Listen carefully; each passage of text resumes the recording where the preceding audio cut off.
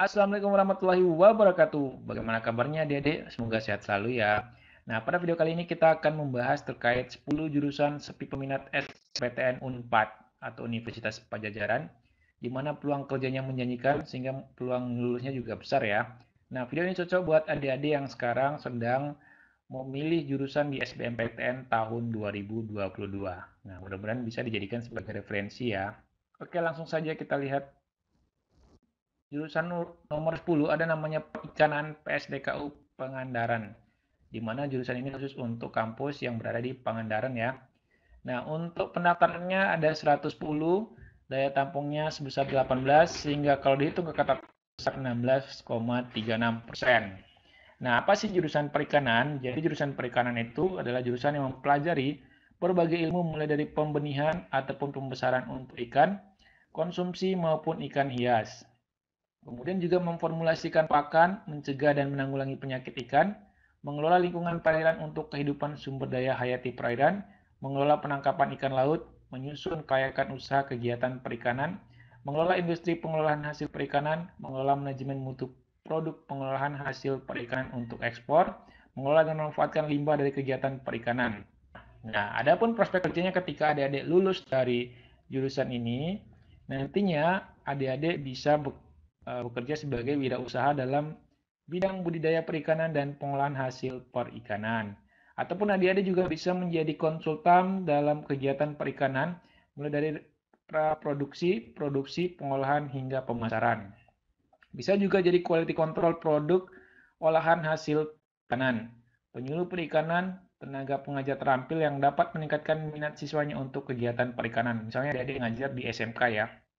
Kemudian juga adik-adik bisa menjadi peneliti yang mengurus atau menguasai konsep teoritis dan kemampuan yang memformulasikan penyelesaian masalah dalam bidang perikanan. Nah, jadi banyak sekali ya peluang kerjanya. Tentu jurusan ini cocok buat adik-adik yang hobi dengan dunia ikan ya.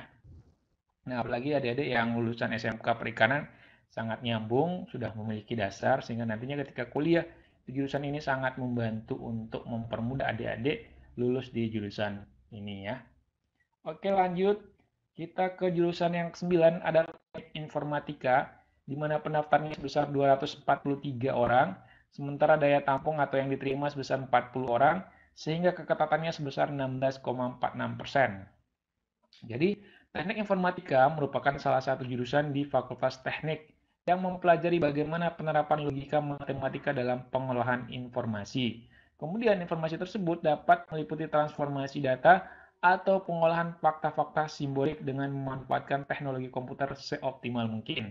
Jadi, sederhananya adalah teknik informatika ini cocok buat adik-adik yang hobi di dunia komputer ya. Nah, adapun prospek kerjanya nanti sangat beragam sekali. Di antaranya yang pertama adik-adik bisa menjadi pemrogram komputer, di mana petugas untuk menulis kode-kode atau coding ya istilah komputernya, suatu program aplikasi maupun software. Seorang programmer harus menguasai bahasa pemrogram dan andal menggunakannya. Adapun gaji pemrogramer tergolong sangat tinggi, khususnya jika sudah punya jam terbang tinggi dan banyak pengalaman di bidang IT. Di Indonesia sendiri, setidaknya gaji junior programmer mampu menghasilkan 60 juta per tahunnya. Bayangkan, itu yang junior ya, belum yang senior dan seterusnya. Oke, kemudian selain itu adik-adik bisa menjadi analis keamanan informasi, di mana analis keamanan informasi atau information security analyst merupakan profesi yang penting saat ini. Kenapa? Karena peran information security analyst sangat krusial di perusahaan, organisasi maupun sektor pemerintahan. Jadi secara singkat tugasnya untuk menjaga agar jaringan komputer serta data dan informasi digital dari ancaman. Nah, terutama ancaman hacker ya. Sangat marak sekali, apalagi di Indonesia ini banyak sekali hacker-hacker handal yang mencoba menghacker privasi dari suatu perusahaan ataupun lembaga dan kementerian. Nah, jadi tugasnya analis keamanan informasi itu mengembangkan keamanan tersebut. Nah, ancaman sekali adik-adik ya, mulai dari pencurian data, peretasan, malware, dan banyak lagi. Selain itu, analis keamanan informasi juga bertanggung jawab untuk menjaga infrastruktur IT yang dimiliki oleh suatu perusahaan. Nah, adapun gaji analis keamanan informasi di Indonesia rata-rata 96 juta per tahun. Ini menurut Glassdoor ya. situs pencari pekerja yang paling nomor satu di Indonesia ya. Nah, kemudian selanjutnya dia menjadi data scientist. Nah, adapun data scientist atau ilmuwan data bertanggung jawab mengumpulkan, mengolah, dan menganalisis data untuk menghasilkan informasi yang dibutuhkan dalam pengambilan suatu keputusan. Nah, seorang data scientist harus memiliki pengalaman di data mining, keahlian scripting dan programming, serta kemampuan statistik yang kuat. Nah, di sini akan dipelajari di jurusan teknik informatika. Nah, hingga saat ini jumlah orang sebagai data scientist tergolong langka dan permintaan tenaga kerja yang tinggi. Nah, ini peluang buat adik-adik nih. Sekarang langka, sementara permintaan di pekerjaan sangat banyak ya. Sementara gaji rata-rata yang oleh data scientist di Jakarta berkisar 144 juta per tahun. Bayangkan, sangat tinggi ya untuk lulusan teknik informatika ketika ingin menjadi seorang data scientist. Nah, selain itu adik-adik bisa menjadi web developer ya, di mana tugas web developer berfokus membangun produk website atau sistem web. Nah, banyak sekali perusahaan yang atau startup sekarang menggunakan website untuk mengiklankan suatu produknya ya. Nah, bisa adik-adik mulai dari mengatur domain, membuat basis data, serta mendesain, mengembangkan hingga memelihara situs web. Selain bekerja di perusahaan web developer, juga dimungkinkan untuk bekerja sendiri sebagai freelance yang mengerjakan proyek berdasarkan permintaan klien. Ini sangat populer ya di kaum milenial, di mana gaji web developer di Jakarta rata-rata 84 juta per tahun atau bisa lebih tinggi bergantung perusahaan tempatnya bekerja. Nah, ini juga bisa dikerjakan secara jarak jauh adik-adik, atau bisa disebut sebagai remote job. Nah, biasanya perusahaan-perusahaan baik dalam negeri maupun luar negeri itu akan mempekerjakan orang-orang dari jarak jauh.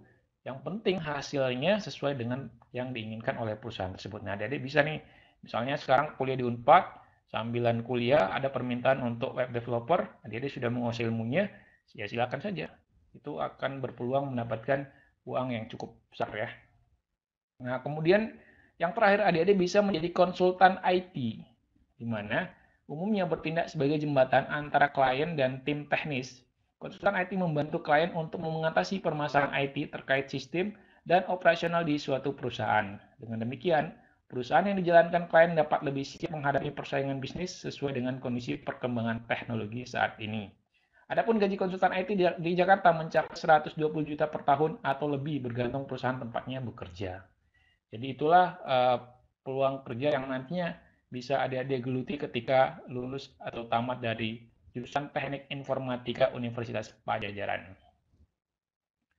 Oke, selanjutnya ada yang ke-8 ada namanya Sastra Sunda, mana pendaftarnya sebesar 209, daya tampungnya 35, sehingga KKTP sebesar 16,75%. Nah, jurusan Sastra Sunda mempelajari sastra, bahasa dan budaya Sunda secara komprehensif, di mana perkuliahannya akan mempelajari kesusastraan, linguistik, sintaktik, dan lain sebagainya. Adik-adik nantinya tidak hanya pandai dalam perkembangan linguistik, lulusan mata kuliah ini juga mampu menganalisis bahasa dan sastra Sunda dengan baik. Adik-adik dapat dengan fasih menerapkan banyak teori sastra Sunda dalam praktek sehari-hari baik secara lisan maupun tulisan ya. Nah, adapun prospek kerjanya nantinya ketika adik-adik lulus dari jurusan sastra Sunda, sangat banyak sekali ya. Salah satunya adalah adik-adik bisa melamar sebagai pegawai negeri sipil atau PNS, baik itu di kementerian maupun di daerah ya. Bisa juga adik-adik menjadi seorang peneliti, bisa menjadi dosen, kemudian guru. Tentu dosen harus S2 atau S3 dulu ya. Bisa juga jadi wartawan, presenter, karyawan swasta seperti perbankan, wirausaha, dan lain sebagainya. Adik-adik yang hobi menulis novel atau cerpen itu sangat cocok sekali. Adik-adik bisa menulis terkait dengan Sunda ya. Atau adik-adik juga bisa menjadi seorang penerjemah bahasa atau translator ya. Dari bahasa Sunda ke bahasa lainnya. Kemudian juga bisa menulis skrip film, di mana tugasnya menciptakan jalan cerita, membuat ringkasan sinopsis, menciptakan dan menulis dasar acuan dalam bentuk naskah atau skenario atas dasar ide cerita sendiri atau dari pihak lainnya. Nah, tentu dengan pekerjaan-pekerjaan tadi, tentu dengan gaji yang lumayan tinggi ya adik-adik. Nah, silakan saja jika adik-adik berminat, daftar saja di jurusan Sastra Sunda Unpad ya. Oke, selanjutnya ada jurusan Agroteknologi, di mana pendaftarnya sebesar 950, sementara daya tampungnya 160, sehingga keketatannya sebesar 16,84%. Apa sih agroteknologi? Jadi, agroteknologi itu merupakan program studi atau jurusan yang berfokus pada penguasaan kompetensi lulusan dalam bidang produksi tanaman yang produktif, berkualitas, dan efisien dengan menerapkan pengelolaan tanaman, lahan atau media tanam di mana ada nutrisi dan air, kemudian hama penyakit, gulma, dan agroekosistem yang padu dan lestari, ramah lingkungan dan berkelanjutan guna menghasilkan produk yang aman dan sesuai dengan keinginan konsumen atau pengguna serta memiliki nilai tambah dan berdaya saing.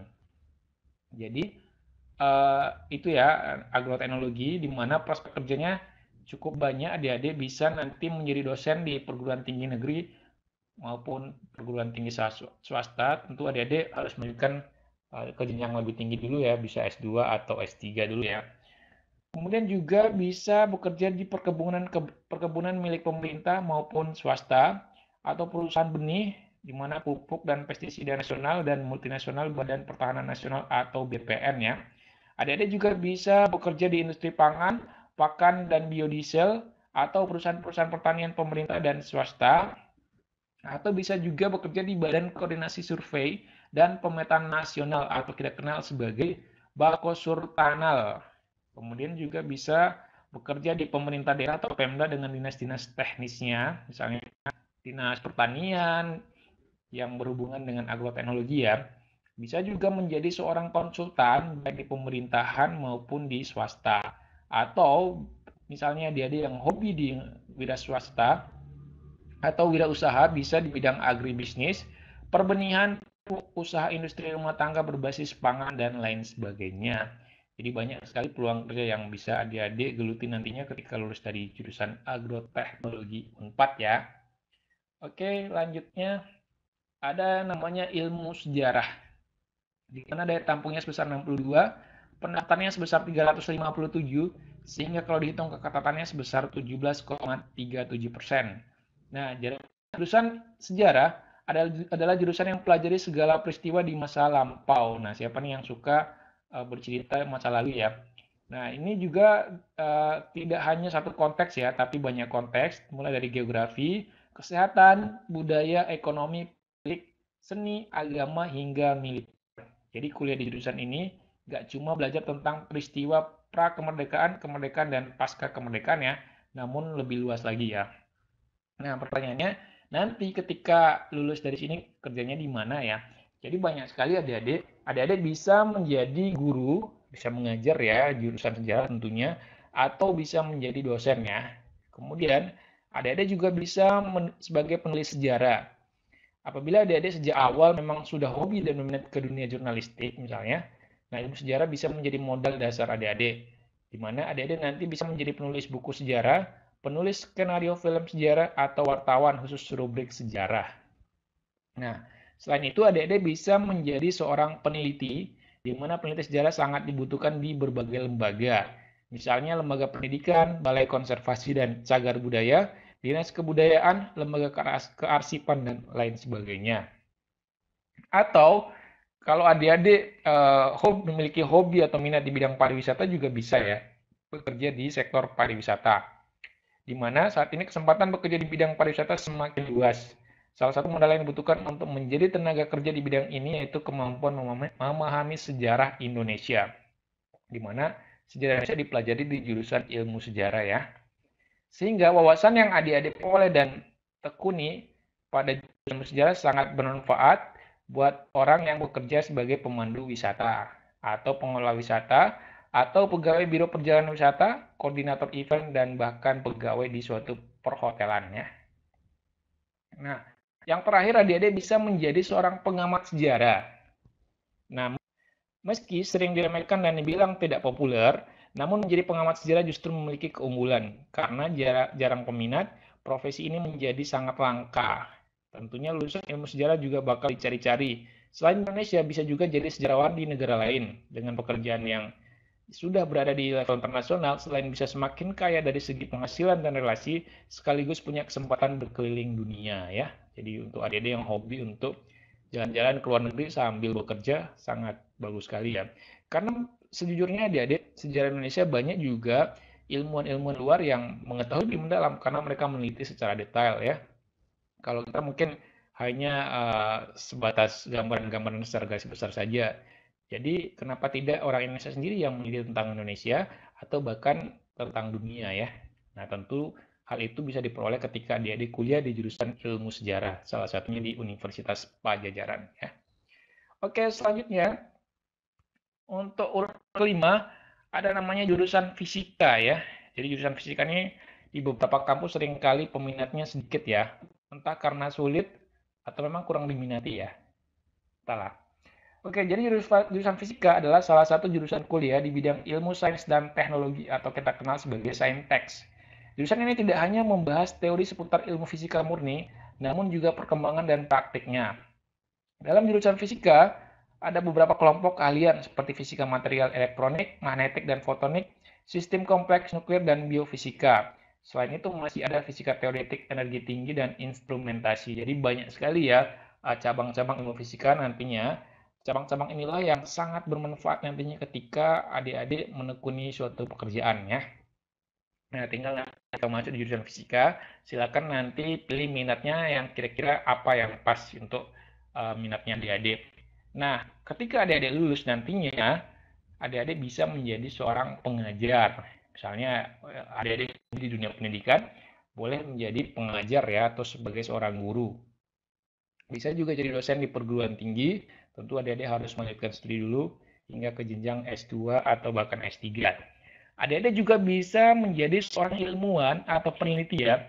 Bagi lulusan fisika yang suka dengan penelitian dan percobaan, maka adik-adik bisa berkarir menjadi seorang ilmuwan. Oke, kemudian adik-adik juga bisa bekerja di perusahaan BUMN ya. Siapa sih yang tidak tertarik di perusahaan BUMN dengan gaji yang menjanjikan cukup besar, di mana ada banyak sekali perusahaan BUMN yang membuka lowongan untuk lulusan fisika. Di antaranya PT Bank Negara Indonesia atau BNI, perusahaan listrik, PT Semen Indonesia, PT Pertamina, dan masih banyak lainnya. Dan yang terakhir, adik-adik bisa menjadi seorang software developer ya. Bagi lulusan fisika yang tertarik dengan dunia teknologi dan komputer, maka bisa berkarir menjadi pengembang software. Di bidang ini, adik-adik akan melakukan analisis kebutuhan user, kemudian membuat, menguji, dan membuat software tersebut. Nah, pada jurusan fisika akan mempelajari banyak hal tentang software developer ya. Jadi, peluang kerja adik-adik nantinya sangat banyak sekali ya ketika lulus dari jurusan fisika. Oke, selanjutnya ada jurusan ilmu peternakan, di mana pendaftarnya sebesar 799, sementara daya tampungnya sebesar 151, sehingga keketatannya sebesar 18,90%. Jadi, jurusan ilmu peternakan UNPAD mempelajari semua kegiatan terkait peternakan ya. Mahasiswa akan mempelajari teknologi produksi, teknologi pakan, teknologi pengolahan, serta manajemen dan perencanaan usaha. Nah, adapun prospek kerjanya nanti ketika lulus dari jurusan ilmu peternakan, jadi pekerja dan peluangnya menjadi wirausaha bagi lulusan sangat terbuka antara lain di industri produksi peternakan, industri pakan ternak, industri obat hewan, industri pengolahan pangan asal ternak, dan industri pengolahan limbah. Nah, peluang kerja di instansi pemerintahan juga sangat luas, antara lain ada Kementerian Pertanian, Kementerian Koperasi, Kementerian Perindustrian, Kementerian Lingkungan Hidup, Lembaga Pendidikan, dan Lembaga Riset. Selain itu, lulusan dapat berkiprah di wildlife dan agrowisata, media massa, konsultan agrobisnis, hingga konsultan lingkungan. Jadi banyak sekali peluang kerjanya adik-adik ya. Silakan nanti pilih yang mana yang pas menurut minat dan bakat adik-adik. Oke, yang ketiga, ada jurusan ilmu hubungan internasional, di mana pendaftarnya sebesar 191, daya tampungnya sebesar 48, sehingga keketatannya sebesar 25,13%. Di mana ilmu hubungan internasional merupakan ilmu yang mempelajari hubungan antara negara, termasuk peran sejumlah negara, organisasi antara pemerintahan maupun non-pemerintah. Jadi bagi adik-adik yang hobi mengamati atau mengetahui bahkan mempelajari hubungan antara negara sangat cocok di jurusan ilmu hubungan internasional ya. Adapun peluang kerjanya ketika adik-adik lulus dari jurusan ilmu hubungan internasional, adik-adik bisa menjadi government relationship officer, di mana tugasnya bertanggung jawab dalam menjalin hubungan antara lembaga yang diwakili atau suatu dengan pihak pemerintah. Selain itu, adik-adik juga bertanggung jawab mengedukasi klien atau perusahaan mengenai regulasi dan apa yang diawasi. Dan adik-adik juga bisa berkarir di instansi pemerintah dan non-pemerintah, di mana bisa bekerja di Kementerian Luar Negeri sebagai diplomat atau bahkan menjadi duta besar. Selain itu, adik-adik juga bisa bekerja di organisasi-organisasi internasional hingga perusahaan multinasional. Nah, selain itu, adik-adik bisa bekerja sebagai konsultan internasional, di mana prospek kerja ini sangat cocok bagi lulusan hubungan internasional, karena adik-adik bisa menangani permasalahan sekaligus menjalin hubungan internasional antara negara. Selain itu, berperan juga sebagai pendamping dan penasehat dalam menjalin hubungan internasional. Dan yang terakhir, adik-adik bisa menjadi seorang jurnalis karena kebutuhan manusia yang haus akan informasi terkait isu-isu kenegaraan. Lulusan hubungan internasional juga bisa bekerja sebagai jurnalis karena terbiasa berpikir kritis saat memandang suatu isu atau permasalahan, menjadi modal untuk bekerja menjadi jurnalis yang kompeten dan berkualitas tentunya. Oke, selanjutnya yang kedua ada jurusan pendidikan dokter gigi. Nah, siapa nih yang hobi di dunia gigi ya?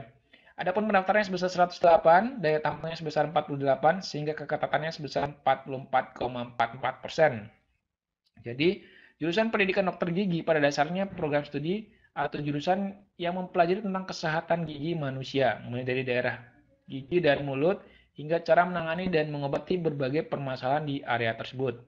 Tak hanya tentang kesehatan gigi, adik-adik juga akan mempelajari estetika gigi dan mulut. Nah, ketika lulus dari jurusan ini tentunya sudah banyak sekali prospek kerja yang tersedia. Dan tentu adik-adik juga harus memperoleh surat tanda registrasi dokter gigi. Ketika sudah memperoleh surat tanda registrasi dokter gigi, adik-adik bisa praktek di instansi kesehatan, misalnya rumah sakit, puskesmas, atau klinik dental care. Rata-rata gaji seorang dokter gigi berada pada kisaran 6 juta, tetapi jika ingin terjun ke dunia klinis, adik-adik juga bisa mengembangkan potensi di bidang lain, misalnya akademis, atau menjadi peneliti, kemudian manajemen rumah sakit, dan lain sebagainya. Nah, jika memiliki jiwa wirausaha yang tinggi, bisa buka dental shop, bahkan ada pula yang masuk ke dunia media. Jadi banyak peluang kerjanya ya. Nah, untuk yang pertama, ada jurusan peternakan PSDKU Pangandaran, di mana pendaftarnya 91, daya tampungnya 140, sehingga keketatannya sebesar 153,85% atau melebihi 100% ya. Bayangkan yang daftar itu kurang dari yang diminta, jadi peluangnya sangat terbuka lebar ya. Tapi ingat, jurusan ini hanya ada di Kabupaten Pangandaran ya, bukan di kampus utama Unpad, di mana peternakan mempelajari semua kegiatan terkait peternakan. Nantinya adik-adik akan mempelajari teknologi produksi, teknologi pakan, teknologi pengolahan, serta manajemen dan perencanaan usaha. Adapun prospek kerjanya ketika lulus dari jurusan ini, adik-adik nantinya akan berpeluang menjadi wirausaha bagi lulusan sangat terbuka, di mana menjadi wirausaha di industri produksi pakan, industri pakan ternak, industri obat hewan, industri pengolahan pangan asal ternak, dan industri pengolahan limbah. Peluang kerja di instansi pemerintahan sangat luas, antara lain di Kementerian Pertanian, Kementerian Koperasi, Kementerian Perindustrian, Kementerian Lingkungan Hidup, Lembaga Pendidikan, dan Lembaga Riset. Selain itu, lulusan ini dapat berkiprah di Wildlife dan agrowisata, perbankan, koperasi, media massa, konsultan agrobisnis, dan konsultan lingkungan. Nah, itulah 10 jurusan sepi peminat SBMPTN Unpad. Bagi adik-adik yang ingin kuliah di Unpad, semoga bisa menjadikan salah satu referensi untuk memilih jurusan. Dan semoga video ini bermanfaat buat adik-adik. Jika bermanfaat, jangan lupa like, komen, dan subscribe. Demikian, wassalamualaikum warahmatullahi wabarakatuh.